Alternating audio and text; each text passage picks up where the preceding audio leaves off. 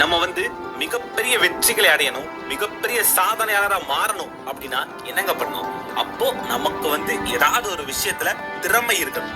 நமக்குள்ள என்ன திறமை இருக்கு அப்படின்னு கண்டுபிடிச்சு நம்ம அதுல பயங்கரமா ஹார்ட் ஒர்க் பண்ணோம் அப்படின்னா நம்மளாலையும் மிகப்பெரிய வெற்றிகளை அடைய முடியும், ஒரு செலிபிரிட்டியா மாற முடியும். ஆனா இப்போ எனக்குள்ள என்ன திறமை இருக்குன்னு எனக்கே தெரியலையே, நான் என்ன பண்றது?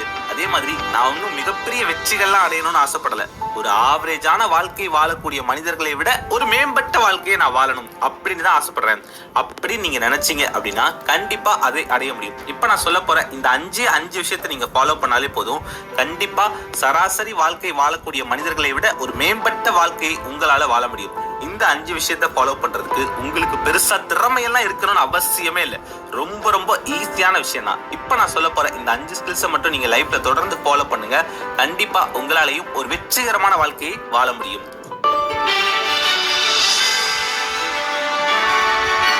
ஃபர்ஸ்ட் பாயிண்ட் என்னன்னா பீயிங் ஆன் டைம். அதாவது நம்ம எந்த இடத்துக்கு போனாலும் சரியான நேரத்துக்கு அந்த இடத்துல இருக்கணும். நீங்க 8:30 மணிக்கு ஒரு இடத்துக்கு வர்றேன் அப்படின்னு சொல்லியிருந்தீங்கன்னா ஷார்ப்பா 8:30க்கு நீங்க அந்த இடத்துல இருக்கணும். ஒரு 5 நிமிஷம் லேட்டா போனா என்ன, 8:35க்கு போனா என்ன, இல்ல ஒரு 10 நிமிஷம் லேட்டா 8:40க்கு போனா என்ன அப்படின்னு நீங்க நினைச்சீங்க அப்படின்னா கண்டிப்பா உங்களால அடுத்த கட்டத்துக்கு முன்னேறவே முடியாது. இப்படி ஒவ்வொரு முறையுமே நீங்க போக வேண்டிய இடத்துக்கு ஒரு 5 நிமிஷமோ 10 நிமிஷமோ லேட்டா போயிட்டே இருந்தீங்க அப்படின்னா கண்டிப்பா ஒரு சராசரி வாழ்க்கையை தான் உங்களால வாழ முடியும்.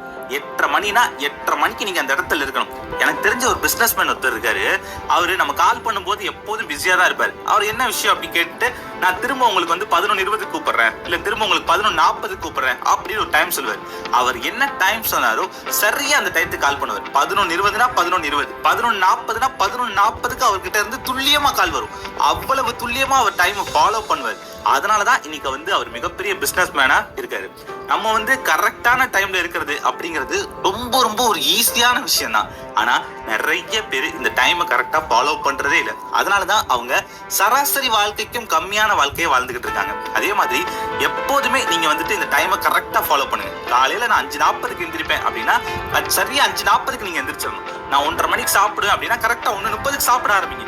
நீங்க மத்தவங்க எல்லாம் இதே மாதிரி நேரத்தை சரியா ஃபாலோ பண்றாங்களா அப்படின்னு கேட்கலாம். ஆனா அது நம்ம பிரச்சனை கிடையாது. நாம நம்மளோட நேரத்தை எப்போதுமே சரியா கடைபிடிக்கணும். சொன்ன நேரத்துக்கு வரணும், சொன்ன வார்த்தையை கடைபிடிக்கணும். இந்த மாதிரி கொஞ்ச நாள் இருந்து பாருங்க, அதுவே உண்டு பண்ணும். 2வது பாயிண்ட் என்ன அப்படின்னா டூயிங் லிட்டில் எக்ஸ்ட்ரா. அதாவது உங்களால வழக்கமா என்ன பண்ண முடியுமோ அதை விட கொஞ்சம் எக்ஸ்ட்ராவா பண்ணுங்க. நீங்க பண்ணக்கூடிய எல்லா விஷயங்களையுமே கொஞ்சம் அதிகமான எஃபர்ட் போடுங்க. உங்க எல்லாருக்குமே குத்துச்சண்டை வீரர் முகமது அலி பத்தி நல்லா தெரியும் நினைக்கிறேன். அவர்கிட்ட ஒரு நாளைக்கு நீங்க எவ்வளவு புஷ் அப் பண்ணுவீங்க அப்படின்னு கேட்டாங்களா. அதுக்கு முகமது அலி என்ன சொன்னாருன்னா, நான் என்னால ஒரு செட்ல எவ்வளவு பண்ண முடியுமோ அவ்வளவு பண்ணிடுவேன். அதுக்கப்புறம் பண்ணவே முடியாது, வலி ரொம்ப ஜாஸ்தியா இருக்கு அப்படிங்கும் போதுதான் நான் என்னவே ஆரம்பிப்பேன். அதுக்கப்புறம் 1, 2, 3 என்ன ஆரம்பிச்சு அதுக்கப்புறம் ஒரு 15 கவுண்ட் பண்றது, ஒரு 15 புஷ்அப் பண்றது, 15 சிட்டப் பண்றது அப்படின்னு ஒவ்வொரு செட்லயுமே எனக்கு எப்ப வலி ஏற்படுதோ அதுக்கப்புறம் என்ன ஆரம்பிச்சு அதை விட ஒரு 10-15 எக்ஸ்ட்ரா பண்ணுவேன் அப்படின்னு சொன்னாரு. இந்த மாதிரி உங்க வலியையும் தாண்டி நீங்க எக்ஸ்ட்ராவா பண்ண வேணாம். உங்களால பண்ண முடிஞ்சதை விட கொஞ்சம் எஃபோர்ட் அதிகமா பண்ணு, கொஞ்சமாவது லிட்டிலா எக்ஸ்ட்ரா பண்ணுங்க அப்படின்னு தான் சொல்றாங்க. இப்போ உங்களால ஒரு 3 கிலோமீட்டர் வாக்கிங் போக முடியும் அப்படின்னா அப்போ ஒரு 3.5 கிலோமீட்டர் வாக்கிங் போக முயற்சி பண்ணுங்க.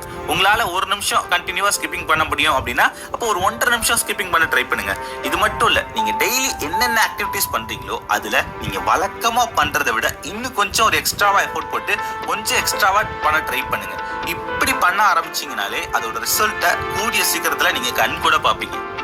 3வது பாயிண்ட் என்ன அப்படின்னா good body language. The secret, the law of attraction இதெல்லாம் ஃபாலோ பண்றவங்களுக்கு நல்லாவே தெரியும். அதுல என்ன சொல்லுவாங்க அப்படின்னா, நீங்க ஃபர்ஸ்ட் ஒரு வெற்றி அடைந்த மனிதன் எப்படி இருப்பானோ அவன மாதிரி இருக்க ஆரம்பிங்க. அதன் பிறகு வெற்றி உங்களை தானா தேடி வரும் அப்படின்னு சொல்லுவாங்க இல்லையா? அதே மாதிரிதான் நீங்க ஃபர்ஸ்ட் உங்களை ஒரு செலிபிரிட்டி மாதிரி ட்ரீட் பண்ணுங்க. உங்களோட பாடி லாங்குவேஜ் அப்படிதான் இருக்கணும். ஒரு வெற்றி அடைந்த மனிதன் எப்படி இருப்பானோ அப்படி இருக்கணும் உங்களோட பாடி லாங்குவேஜ். நீங்க இந்த பெரிய பெரிய செலிபிரிட்டிஸோட அவார்ட் ஃபங்க்ஷன் இல்ல ஆடியோ ரிலீஸ் ஃபங்க்ஷன் இந்த மாதிரி ஃபங்க்ஷன்லாம் நேர பாத்துக்கீங்களா? அங்க போயிட்டு பாருங்க, அங்க இருக்கக்கூடிய செலிபிரிட்டிஸ் ஒரு 4ல இருந்து 5 மணி நேரம் அவங்க ஃப்ரண்ட் ரோலயே உட்கார்ந்துருக்கணும். ஏகப்பட்ட கேமராக்கள் அவங்களுக்கு ஃபோக்கஸ் பண்ணிட்டே இருக்கும். இருந்தாலும் ஒரு நிமிஷம் கூட அவங்க சேர்ல அப்படி இப்படி அசால்ட்டா உட்கார்றதோ இல்ல ஒரு கூன் போட்டு உட்கார்றதோ இல்ல சோர்ந்து உட்கார்றதோ நீங்க பார்க்கவே முடியாது. எப்போதுமே அந்த செலிபிரிட்டிஸ் வந்து அப்படியே கம்பீரமா உட்கார்ந்துருப்பாங்க. நீங்க நெக்ஸ்ட் டைம் இந்த மாதிரி ஃபங்க்ஷன் ஏதாவது போனீங்க அப்படின்னா அந்த செலிபிரிட்டியை கவனிச்சு பாருங்க, நீங்களே அதை ஃபீல் பண்ணுவீங்க. அதே மாதிரி இந்த செலிபிரிட்டி ஷோவை விட்டுருங்க, நீங்க வந்துட்டு உங்க ஆபீஸ்ல இவரோட பாடி லாங்குவேஜ் நல்லா இருக்கும் அப்படி நீங்க யாரை நினைக்கிறீங்களோ அவங்களோட பாடி லாங்குவேஜ் பாருங்க, எப்போதுமே அதே அளவுக்கு மெயின்டைன் பண்ணுவாங்க. சும்மா அந்த சேர்ல காலை தூக்கி போட்டு உட்கார்றது, சோர்ந்து உட்கார்றது அப்படிங்கறதெல்லாம் நீங்க அவங்க கிட்ட பார்க்கவே முடியாது. அவங்க எப்போதுமே அதே பாடி லாங்குவேஜ் கெத்தா மெயின்டைன் பண்ணுவாங்க. அவங்கள பார்த்தாலே நமக்கே ஒரு எனர்ஜி கிடைக்கும். அந்த மாதிரி நீங்க யாரை செலிபிரிட்டியா நினைக்கிறீங்களோ அவங்களோட பாடி லாங்குவேஜை நீங்களும் ஃபாலோ பண்ணுங்க. சும்மா இந்த கூன் விழுந்த மாதிரி நடக்கிறது, சோர்ந்து போய் நடக்கிறது இதெல்லாம் பண்ணாதீங்க. உங்களோட பாடி லாங்குவேஜ் அப்படியே கெத்தா இருக்கணும், ஒரு செலிபிரிட்டி மாதிரி இருக்கணும். நானும் அப்படித்தான் இருக்கணும்னு நினைக்கிறேன். ஆனா எங்க கொஞ்ச நேரத்திலே மறுபடியும் அப்படியே சோர்வா நடக்கிறது, கூன் விழுந்த மாதிரி நடக்கிறது, அப்படிதான் எனக்கு நடக்குது அப்படின்னு நீங்க நினைக்கிறீங்களா? அப்போ நீங்க எப்படி உங்க பாடி லாங்குவேஜ் டெவலப் பண்ணலாம் அப்படின்னா ஒண்ணுமே இல்லைங்க, தொடர்ந்து எக்ஸசைஸ் பண்ணுங்க. ஒரு எக்ஸசைஸ் பண்ணிட்டே இருந்தீங்கனாலே அடுத்த 3 வாரத்துல உங்களுக்கு வந்துட்டு ஒரு கம்பீரமான நடை உங்களுக்குள்ள இருக்கும், ஒரு கம்பீரமான தோற்றம் உங்களுக்குள்ளவே தானா ஏற்படும். அதனால ரெகுலரா எக்ஸசைஸ் பண்ணி பாருங்க. அதுக்காக ஜிம்முக்கெல்லாம் போய் 20 கிலோ 30 கிலோ வெயிட் எல்லாம் தூக்கணும்னு கூட அவசியம் இல்லைங்க. சிம்பிளான எக்ஸசைஸ் பண்ணுங்க. ஒரு 5 கிலோமீட்டர் டெய்லி நடக்க ஆரம்பிங்க, ஒரு 1000 ஸ்கிப்பிங் பண்ணுங்க, யோகா பண்ணுங்க. இந்த மாதிரி சிம்பிளான எக்ஸசைஸ் கூட பண்ணுங்க. கண்டிப்பா அடுத்த 3 வாரத்துல உங்களோட பாடி லாங்குவேஜ் வந்து பயங்கரமா சேஞ்ச் ஆயிருக்கும். அதுக்கப்புறம் பாருங்க, இந்த புஷ்பா படத்துல வர்ற அல்லு அர்ஜுன் மாதிரி அப்படியே ரெக்கையை தூக்கிட்டு தான் நடக்க ஆரம்பிப்பீங்க. உங்களோட பாடி லாங்குவேஜ் சேஞ்ச் ஆயிடுச்சு அப்படின்னாலே உங்களை பார்க்கறதுக்கு உங்களுக்கே இன்ஸ்பைரிங்கா இருக்கும். கண்ணாடியில உங்களை பார்த்தா உங்களுக்கே உங்களை ரொம்ப பிடிக்கும். உங்களுக்கே உங்களை பிடிக்க ஆரம்பிச்சாதான் மற்றவங்களுக்கும் உங்களை பிடிக்க ஆரம்பிக்கும் இல்லையா?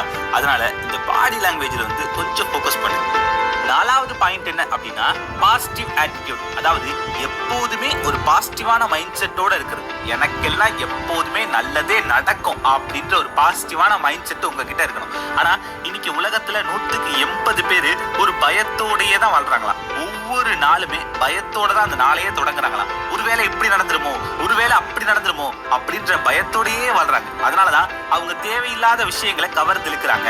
அப்படி இல்லாம உங்களுக்கு இந்த விஷயங்கள் எப்படி நடக்கணும் நீங்க நினைக்கிறீங்களோ அதை அப்படியே விசுவலைஸ் பண்ணி நீங்க மனசுக்குள்ள நினைச்சு பார்த்துட்டு அந்த பாசிட்டிவ் மைண்ட் செட்டோடயே இருந்தீங்கனாலே அது தானாவே பாசிட்டிவாவே நடக்கும்னு சொல்றாங்க.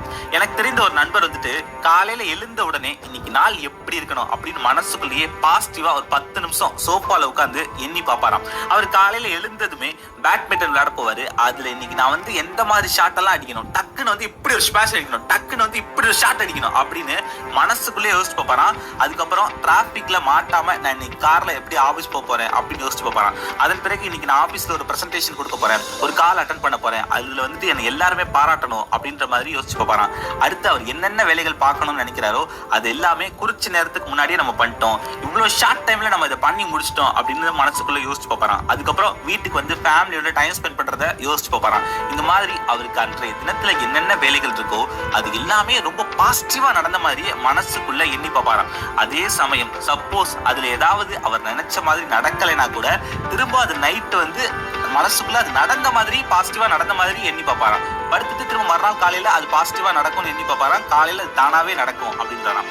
அதே மாதிரி நீங்க உங்களுக்கு அந்த நாள் எப்படி இருக்கணும்னு நினைக்கிறீங்களோ அப்படி காலையில எழுந்த உடனே அதை மனசுக்குள்ள இப்படி யோசிச்சு பாருங்க, அப்படி பாசிட்டிவா விசுவலைஸ் பண்ணி பாருங்க. கண்டிப்பா அது தானாவே நடக்க ஆரம்பிக்கும். கூடிய சீக்கிரத்துல நீங்க என்னென்ன நினைக்கிறீங்களோ அது எல்லாமே பாசிட்டிவாவே நடக்க ஆரம்பிக்கும். இனி உங்களை பார்த்தாலே மற்றவங்களுக்கும் உற்சாகம் வர்ற மாதிரி ஒரு பாசிட்டிவ் மைண்ட் செட்டோட இருங்க. இதன் மூலமா மட்டுமே கண்டிப்பா ஒரு சராசரி மனிதர்கள் வாழ்க்கிற வாழ்க்கையை விட ஒரு மேம்பட்ட வாழ்க்கையை உங்களால வாழ முடியும். 5வது பாயிண்ட் என்ன அப்படின்னா லிசனிங் ஸ்கில். நிறைய பேர் ஒரு சராசரி வாழ்க்கை வாழ்றதுக்கு மிக முக்கியமான காரணம் என்ன அப்படின்னா அவங்களுக்கு வந்து சரியான லிசனிங் ஸ்கில் இல்லாததுதான் அப்படின்னு சொல்றாங்க. இப்போ உங்க நண்பர் வந்து உங்ககிட்ட ஒரு விஷயத்த பத்தி பேச போறாரு அப்படின்னா அவர் அதை பத்தி பேச ஆரம்பிச்சதுமே உங்களுக்கு அந்த விஷயத்த பத்தி என்ன தெரியுமோ அதை கடகடன்னு சொல்ல ஆரம்பிச்சிருவீங்க. இப்போ உங்க நண்பர் வந்துட்டு ஒரு சிஎஸ்கே மும்பை இந்தியன்ஸ் மேட்ச் பத்தி பேச ஆரம்பிக்கிறாரு அப்படின்னு வச்சுக்கோங்களேன். உடனே ஆமாமா நானும் அந்த மேட்ச் பார்த்தேன், அதுல எப்படி நடந்துச்சு அப்படி நடந்துச்சு அப்படின்னு பேச ஆரம்பிச்சிருவீங்க. ஆனா உங்க நண்பர் வந்துட்டு இது வரைக்கும் நீங்க அந்த மேட்ச்ல கவனிக்காத ஒரு புது விஷயத்த கூட சொல்ல வந்திருக்கலாம். அப்போ முதல்ல அவர் என்ன சொல்ல வராரு அப்படின்றத கவனிங்க. அதே மாதிரி இப்ப நீங்க ஒரு பொன்னியின் செல்வன் படம் பார்த்துட்டு வரீங்கன்னு வச்சுக்கோங்க. உடனே உங்களுக்கு அதை பத்தி தெரிஞ்சதெல்லாம் சொல்ல ஆரம்பிச்சிருக்கீங்க. உனக்கு நந்தினா யாரு தெரியுமா, ஊமை ராணி யாரு தெரியுமா, புக்கு நான் கேட்டிருக்கேன், ஆடியோ புக்கா கேட்டிருக்கேன், புக்கை நான் படிச்சிருக்கேன் அப்படின்னு உங்களுக்கு தெரிஞ்ச விஷயங்கள்லாம் மத்தவங்களுக்கு வெளிக்காட்டணும்னு அவசியம் இல்லை. மத்தவங்க என்னென்ன சொல்றாங்க, மத்தவங்களுக்கு அதுல என்ன தெரியுது அப்படின்னு பார்த்துட்டு கடைசியா நீங்க உங்களுக்கு தெரிஞ்ச விஷயங்களை வெளிப்படுத்தினீங்க அப்படின்னா அது கேட்கறவங்களுக்கு இன்னும் இன்ட்ரெஸ்டிங்கா இருக்கும். அதனால மத்தவங்க என்ன சொல்ல வராங்க, மத்தவங்க ஒரு படம் பார்த்தாங்கன்னா அதுல அவங்களோட கண்ணோட்டம் எப்படி இருக்கு, மத்தவங்க ஒரு மேட்ச் பார்த்தாங்கன்னா அதுல அவங்களோட கண்ணோட்டம் எப்படி இருக்கு அப்படின்னு எல்லா விஷயங்களையுமே கூர்ந்து கவனிச்சுட்டு மத்தவங்க பேசுறத கூர்ந்து கேட்டுட்டு கடைசியா நீங்க உங்களோட கருத்துக்களை வெளிப்படுத்துங்க.